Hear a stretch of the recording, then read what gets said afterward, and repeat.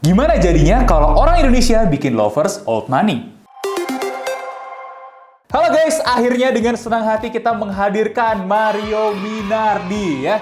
Oke, Dimas di sini dan ini adalah Lovers Delgado dari Mario Minardi. Ini adalah satu dari 4 seri Sweet Lovers dari Mario Minardi. Atau kalau boleh gue persempit ya, ini sebenarnya adalah kategori boating lovers. Nah, sedikit cerita sejarah, jadi dulu itu nggak ada tuh sepatu kayak beginian dengan sol ini, ya lovers dengan sol kayak gini nggak ada. Karena sol ini adalah aslinya ya sol dari boat shoes, yang dimana kita udah pernah cover beberapa waktu yang lalu waktu kita ngomongin boat shoes. Nah, sekarang tiba-tiba nih ada tren dari brand global itu yang pada bikin kayak begini. Jadi sol boat shoes itu diganti uppernya dengan loafers. Dan kurang lebih kalau gue perhatiin ya, ada kali 5 tahun, 4 tahun ke belakang influencer yang tajir-tajir itu banyak pakai sepatu kayak beginian. Ya sebut sajalah kalau dari brand globalnya salah satu yang terkenal dari brand Italia gitu ya. Nah, sekarang di tangan kita itu adalah versi iterasi dari brand Indonesianya. Dimana nggak bisa dibilang niru juga sih, karena siapa juga yang niruin lovers, siapa juga yang niruin Tresio dan lain sebagainya. Karena ini ada di ranah public domain, semua orang bisa bikin dengan gayanya masing-masing. Dan kalau kalian perhatiin pun, ini memang gayanya ya berbeda aja gitu ya. Spek solnya juga berbeda, dan ini cukup menarik nih ya, karena kita udah sempat ngobrol dengan pihak Mario Minardi, terutama owner, mempelajari tentang sebenarnya siapa sih brand Mario Minardi, yang ternyata memang adalah brand yang punya DNA Italia yang kuat dan di Indonesia yang kuat. Jadi hybrid ya, dua negara digabung jadi satu, lahirlah Mario Minardi. Nah, di sini kita juga mendapatkan informasi kalau ternyata mereka bisa sourcing material terbaik dari kelas-kelasnya ya, sepatu Itali, ya akhirnya dikerjakan dengan tangan-tangan terbaik di Indonesia, jadilah sepatu kayak gini. Penasaran gak sih kayak gimana? Oke, gue pengen langsung bahas sedikit ya, tapi berhubung gue tahu nih kalian belum semuanya into ya dengan yang namanya Tresio atau sepatu-sepatu kayak beginian, gue pengen cerita sedikit lagi lebih ya. Nah, ini sebenarnya stylenya adalah tassel lovers ya, dimana kalau kalian gak demen yang kayak begini, ada seri Oscar namanya ya, itu penny lovers yang lebih laki mungkin ya kalau bahasa kalian. Dan ini sebenarnya bukan style yang nggak laki. Ini stylenya unisex ya. Dengan extra tassel gini cuman bikin tambah manis tapi nggak bikin kalian nggak jadi laki gitu ya. Nah, satu lagi yang menarik dari lovers kayak gini, satu dari warna yang earth tone gini cocok banget dengan kalian yang suka outfit ya, kayak mungkin kayak gue pakai ya. Mungkin warna-warnanya beige gitu ya, biru muda, atau warna-warna color palette yang suka di-share, color palette old money gitu kan. Nah, itu cocok sekali dengan warna-warna yang ada di koleksinya Mario Minardi ini. Terus yang kedua, dengan styling kayak gini, sleek minimalis, artinya kalian bisa combine dengan berbagai macam outfit. Say, dari yang formal banget, misalnya kalian pakai jas, tapi nggak pengen yang super formal, ini bisa masuk. Atau turun-turun sedikit nih, kalian pakai chinos yang regular fit, kayak gue liatin di layar ya, ini juga sangat bisa masuk banget. Nah, kalau kalian pengen lebih casual, misalnya mau pakai ankle pants yang agak ngatung gitu, ini sangat masuk sekali. Apalagi memang lovers kayak gini cocoknya itu nggak pakai kaos kaki atau pakai kaos kaki yang pendek ya. Bahasanya apa ya? No show socks kalau nggak salah ya. Nah, atau kalau kalian nih anak-anak tren di zaman sekarang yang senengnya pakai celana baggy-baggy yang lebar-lebar bawahnya, nih gue liatin juga hasilnya kayak gimana. Tetap cakep dan manis.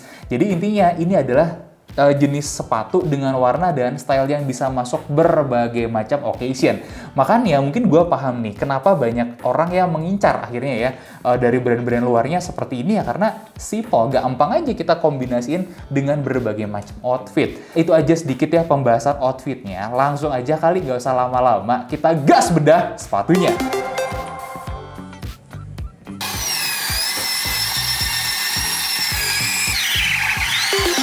Dan ini dia Mario Minardi Delgado.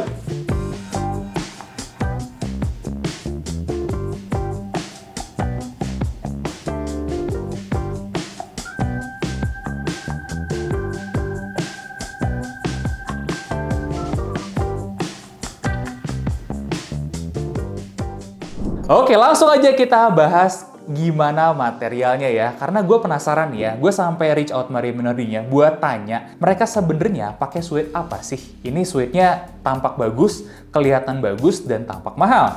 Nah, ternyata kalau klaim mereka ini adalah silk suede ya dari Italia. Kayak gimana yang dimaksud sama silk suede versi mereka itu adalah bagian luar dan bagian dalam itu sama ya. Jadi apapun yang kalian rasakan di luar, lembutnya, enaknya, nyamannya kalian akan dapat juga di dalam. Nah, gue sempat mention tadi ini cocok untuk dipakai tanpa kaos kaki. Dimana kita masuk ke sini sejak awal, sejak pertama, uppernya ini tidak menyakiti, nggak bikin blister, dan ini bener-bener sangat nyaman sekali. Wow, gokil juga nih Mario Minardi ya. Dan kita coba buktikan apakah ini kulitnya asli atau bukan. Satu, kita bakar dulu nih ya. Tentu saja hasilnya adalah, kalian bisa lihat ini jejak bakarannya, namanya juga suede asli, nggak harus dibakar. Next, kita cek juga kekuatannya seperti apa. Kita Dremel selama 10 detik, ada coakan atau damage-nya sedikit ya, sedikit, nggak terlalu visible sebetulnya. Kalau kalian beras bisa berkurang, tapi ada. Nah, dimana kalau kita perbandingkan dengan suede-suede lain yang pernah kita tes, ini on average adalah ratingnya peringkat keempat ya, dimana 5 kalau buat benchmarking adalah yang dipakai sama kemarin Puma Speedcat ya, itu bener-bener bagus banget, nggak ada damage sama sekali ketika kita Dremel. Ini sedikit di bawahnya, makanya kita berikan ratingnya 4 gitu ya. Untuk itu rating uppernya kita berikan 8 dari 10. Oke, kita masuk sedikit ya, kita masuk di sini, kita ngelihat ada lining. Gue nggak dapat spesifikasi lining ini kulit apa, tapi dari pengamatan yang gue lihat ini kulit lining yang dipakai sebenarnya umum gue temukan di beberapa shoemaker Indonesia ya, dimana mereka bilang ini sourcingnya kulitnya lokal juga. Lokalnya ini juga udah enak, udah bagus banget. Correct me if I'm wrong, kalau ternyata ini dari luar tolong kasih tahu gue ya. Tapi for whatever it is, ini adalah kulit yang enak, dan termasuk juga ketika kalian nggak pakai kaos kaki ya, injekin kaki di sini, rasanya lembutnya itu bener-bener, kalau di bahasa Inggris itu buttery feel istilahnya, empuk banget dan lembut banget kayak begitulah. Nah, ini kemudian si kulit ini melapisi bagian busa ya. Ini busanya karakternya seperti memory foam tipis. Nah, kemudian di bawahnya dilapis lagi latex. Wah, ini busa ditambah latex ya, jadi empuk dan lembut banget. Dari segi alasnya ini menarik juga ya, karena dia pakai, ini bukan kulit ya, ini bahannya bahan shock liner yang cukup tebal. Jadi beberapa kali ngelihat dress shoe itu banyak yang pakai kayak gini juga, yang nggak pakai hand welted atau Goodyear welt. Ini tapi versi lebih tebalnya ya. Nah, ada satu bahan yang gue kurang mengenali di sini, tapi ini kalau kita perhatiin, ini adalah bahan yang sangat tebal sekali. Dibilang kulit, ini bukan kulit ya. Karakternya itu lebih kayak kertas, tapi padat dan keras, dipres jadi satu, bener-bener padat, sampai kepadatannya itu mirip sekali dengan plastik ya, atau memang jangan-jangan memang plastik ya, gue nggak tahu, karena bisa aja.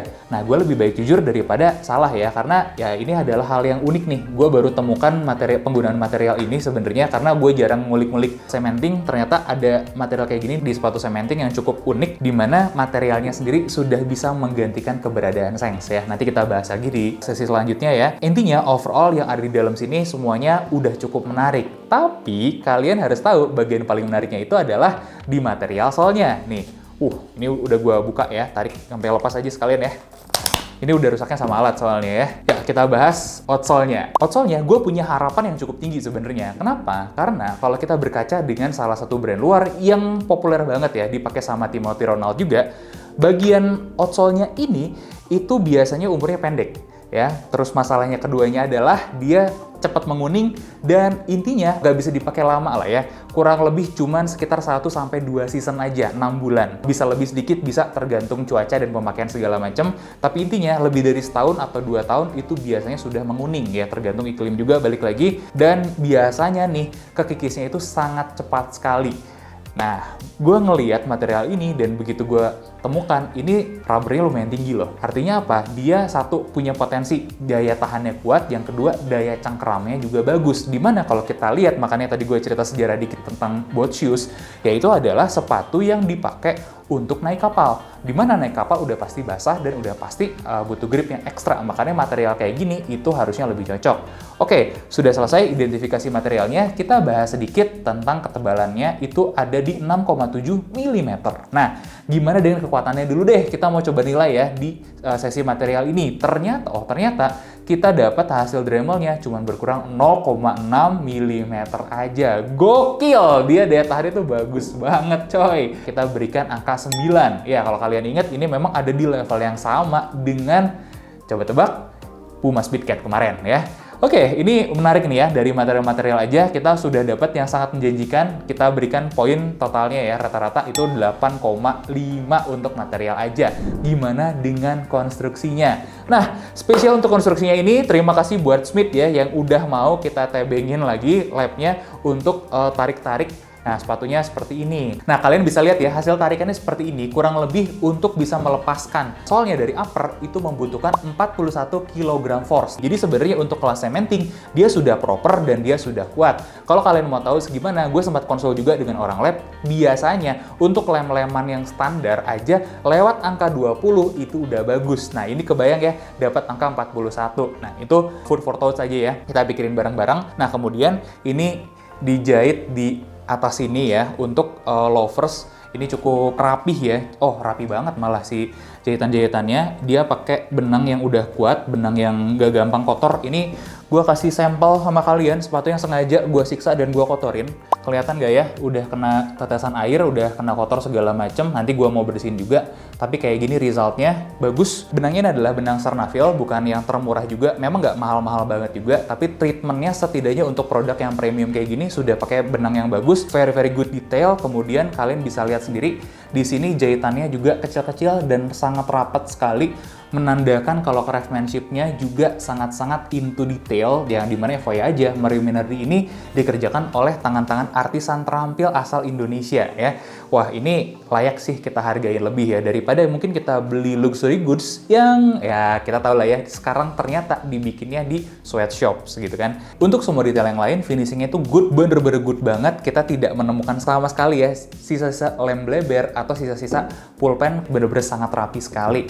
Ya, ini tingkat pembuatan yang sangat tinggi dan sangat wajar akhirnya kalau kita bisa ngelihat Mario Minardi itu laku di pasar-pasar global yang lain seperti Korea atau Jepang misalnya ya. Ya karena memang attention to detailnya ternyata memang sangat tinggi sekali. Nah, untuk gue sendiri melihat ini, menurut gue sangat layak kita berikan angka 8 dari 10. Nah, sekarang mungkin pembahasan kenyamanannya seperti apa ya. Gue mau kasih tahu kalian, ini sepatu itu ringan ya. Ringan saat dipakainya. Nah, berat aktual, ini sepatu yang gue tes itu ada di size 44 dan 45 ya. Untuk di 45 sendiri itu beratnya 404,9 gram. Nah, di mana ini buat sepatu kulit sebenarnya standar aja, bahkan terbilang agak ringan ya. Kalau kalian tahu, sepatu kulit itu banyak sekali yang tembus di 500 gram sebelahnya ya. Nah, ternyata lebar toe box-nya itu juga bisa dibilang lebar dengan 100,6 mm di size 45, tapi jangan kekecoh. Karena apa? Karena tadi gue sempat mention soal suede-nya, ini melar banget bahkan, dan enak banget gitu melarnya. Ini sejak pertama kali kita pakai udah ngikutin bentuk kaki kita. Jadi kalau kalian kerasa kesempitan, tunggu aja sehari 2 hari itu udah langsung nyetak ke bentuk kaki kalian ya, dan itu akan jadi jauh lebih longgar dan lebih enak ya. Tapi longgarnya bukan longgar yang terlalu loose gitu ya, sampai kita jadi susah jalan, enggak. Ini cukup aja, dan gua sendiri lebarnya itu 120 mm bisa masuk ke sini. Itu buat bayangan kalian aja. Dan instepnya juga sebenarnya cukup tinggi ya. Gue mau bahas sedikit detail dulu sebelum gue mau ngomongin sizing yang harusnya kalian pakai. Satu, pertama nih ya, di sini itu yang nahan ya sebenarnya agak di depan, bukan di tempat yang kita biasa ukur instepnya, yaitu di sini. Di sini kita dapat itu 55,5 mm, dan di sini nih di ujungnya itu kita dapat 76,7 mm, yang artinya apa? Ini tuh sebenarnya tinggi ya. Nah, kalian nggak perlu khawatir buat yang punggung kakinya agak gemuk ya. Tapi kalau punggung kakinya tinggi banget atau gemuk banget, itu memang kurang pas dan kurang cocok. Saran gue memang bukan ambil loafers ya. Mendingan ambil derby aja. Nah, balik ke sini ya. Ini loafers. Nah, satu yang bisa gue sarankan untuk mendapatkan sizing loafers terbaik adalah turun size. Kalau kalian biasanya pakai sepatu lari, turunnya bisa 2 ya. Gue sendiri pakai sepatu lari di Adidas itu 46 1/3, di Asics 46,5 sampai 47. Nah, gue menurunkan sizing sampai 44 di sini. Kebayang gak kalian ya? Karena apa? Loafers itu ya memang seperti itu adanya, lebih baik, lebih fit seperti itu. Kalau kalian nggak pas ambilnya kelonggaran, jadinya mungkin terjadi heel slip ya. Di belakangnya itu nggak pas dan jatuh-jatuh ke bawah-ke-bawah, dan artinya kalian harus bawa seluruh kaki kalian ketika ngelangkah ya. Jadi bikin loafers itu termasuk yang sulit. Balik lagi tadi yang dipasinnya harusnya ada di depan sini, bagian sini ya, bagian samping, bagian kolarnya juga ya, atau buat beberapa yang lebih detail, dia ngunci juga di sini. Segitu banyak kunciannya dan nggak mudah bikin ready to wear yang fitnya bagus. Nah, gue sendiri merasa sebetulnya gue harusnya mungkin bisa turun setengah lagi dari sini untuk dapat fit yang lebih bagus, tapi it's okay, nggak apa-apa. Menurut gue ini sudah oke sekali untuk pemakaian gue hari-hari gitu kan ya. Oh, dan kalau kalian sudah terbiasa pakai dress shoe, ini harus turun satu minimal ya, 1 sampai 1,5 ukuran dari kalian biasa. Contohnya aja, gue di Mario Minardi, gue pakai 45 ya. Ini adalah Mario Minardi ketiga gue, by the way. Sebelumnya gue selalu pakai 45, dan di sini gue ngambilnya 44 gitu. Jadi biar apa? Ya biar itu tadi, biar lebih fit, lebih ngepres si sepatunya, dan don't worry, namanya loafers memang ujung-ujungnya selalu seperti itu. Kalian harus turunin size-nya 1 sampai 1,5, dan nanti dengan material-material kayak gini dia akan nyesuaiin kaki kalian dengan lebih baik. Especially suede-suede kayak gini ya, fittingnya itu akan jadi lebih baik seiring dengan berjalannya waktu. Jadi don't worry untuk ambil yang ngepres ya, biar nggak heel slip juga tentunya. Gimana dengan kenyamanannya saat lagi dipakai? Bentar, ini ada kaitannya juga dengan fitting-fitting sebenarnya. Nah, di sini gue mau jelasin kenapa sepatu under 1 juta itu sampah, dan ini kenapa begitu bagus. Di sini, kalau kalian mendapatkan loafers dengan harga under 1 juta, sudah bisa dipastikan kolarnya, bagian dalam dan bagian luar itu akan sama. Sama, mau gimana pun ceritanya. Oke lah, ada yang akhirnya bisa bikin ininya berbeda nih ya, kolarnya. Tapi, lasnya itu nggak akan bisa tetap maksimal. Biasanya ada bagian kolar ini yang kebuka dan nggak akan fit dengan baik. Nah, gilanya Mario Minardi itu sudah melakukan itu. Dia bener-bener bisa nge-adjust dengan sangat baik sekali. Ini gue kasih ilustrasi ya. Ini bagian dalam, ini bagian luar. Nah, bagian dalam seperti ini ya, bagian luarnya seperti ini miringnya. Karena apa? Bentuk kaki kita tuh begini. Dan ini sudah betul-betul fit mengikuti dengan baik. Coba buktiin kata-kata gue deh, loafers murah itu nggak ada yang sampai kayak begini banget. Ini adalah sesuatu yang bisa dibikin oleh artisan beneran gitu kan. Dan biasanya above sejutaan baru bisa. Dan loafers itu, coba kalian tanya putar-putar kemana-mana, nyatanya aktualnya itu susah kalau mau dapat fitnya yang bagus. Makanya loafers bagus itu pasti mahal. Dan kalau bisa, bukan kelas ready to wear, tapi bener-bener bespoke atau minimal MTO lah ya, untuk dapat fit yang bener-bener fitnya sebaik mungkin. Nah, itulah yang terjadi juga salah satu ready to wear yang bisa gue rekomendasikan fittingnya bagus itu terjadinya di sini. Lanjut lagi nih, gimana ketika kita pakai jalan?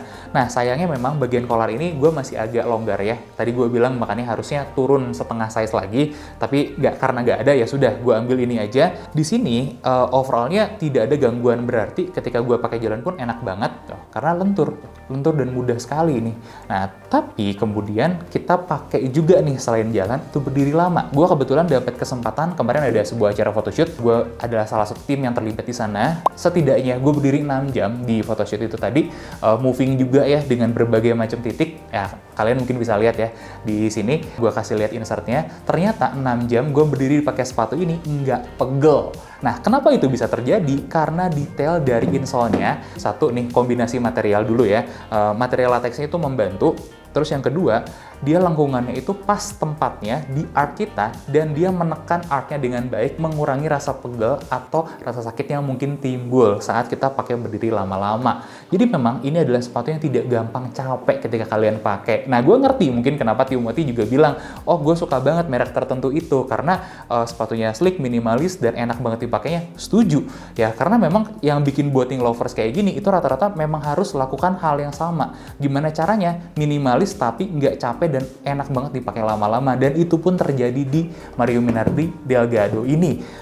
Belum cukup? Oke, kita bahas lagi sedikit ya, break-in period. Break-in period itu sangat-sangat sebentar sekali. Ketika kita pakai, injek sebentar, di hari yang sama dia udah break-in, ngikutin kaki kita. Good job sekali. Di hari kedua, hari ketiga, lebih fit lagi, lebih bagus lagi. Jadi, nggak usah khawatir gitu ya untuk break-in period. Nah, gripnya, tadi gue udah sempat mention sedikit, dengan kontur seperti ini, ternyata gripnya di lantai kering, tapi licin ya. Ini sudah bagus banget, nggak ada masalah sama sekali, bahkan bener-bener mencengkram. Nah, pas kita tes di lantai licin, dia itu agak kurang memang gripnya, tapi bukan berarti jelek. Jadi injakan pertama dia agak kurang, tapi kemudian kan kita geser nih, langsung direm, jadi nggak akan sampai jatuh gitu ya. Jadi cuman miss sedikit pas injakan awal, tapi sedikit aja gitu ya, bergerak dia sudah mencengkram dengan baik. Dan menurut gue sih approve banget ya untuk dipakai jalan-jalan di atas dek kapal atau di permukaan-permukaan yang licin ya. Jadi memang sudah sesuai DNA-nya sebagai boating lovers gitu kan. Dan untuk kenyamanan dan performance-nya dari sepatu ini, gue berikan 8,5 dan gue rasa itu tidak berlebihan sih. Kalau kita totalkan keseluruhannya itu, kita mendapatkan rating 8,33 ya. Ini menurut gue adalah value yang sangat gokil sekali, mengingat harganya 3,3 juta, kita bisa mendapatkan banyak value yang mungkin harusnya ya baru bisa kita dapatkan di sepatu-sepatu yang lebih mahal. Sedangkan mungkin kompetitor yang setipe yang bikin sepatu kayak beginian sudah terkenal juga di luar, itu bisa dibeli di harga 15-17 juta. Super value for money si Lovers ini. Gokil kalau menurut gue sih ya, dengan harga 3,3 juta kita sudah menang banyak sih, bisa dibilang kayak begitu. Nah, tinggal kalian lebih cocoknya yang mana, karena ternyata selain model kayak gini ada lagi Oscar, satu lagi yang Penny Lovers, itu lebih klasik modelnya. Kemudian yang untuk cewek-ceweknya ada Cathy. Ini ukurannya aja sih yang beda sebenarnya ya. Kalau buat sizingnya cewek kan memang berbeda ya. Atau yang suka mules yang tinggal dipakai gitu aja nggak ada belakangnya, itu ada Valea ya. Nah, itu kalau teman-teman tertarik juga bisa ya, teman-teman kepoin lebih lanjut. Tapi menurut kita ini kita sangat approve sih, kualitasnya gokil sekali, bercanda sih ini ya, sangat bisa sekali di-compare dengan brand Eropa lainnya. Itu aja sih kalau menurut gue, gimana review sepatu Old Money versi kita ini ya. Jangan lupa like, comment, dan subscribe. Kita lanjutkan diskusinya di kolom komentar, dan jangan lupa bantu kita mencapai 1 juta subscriber.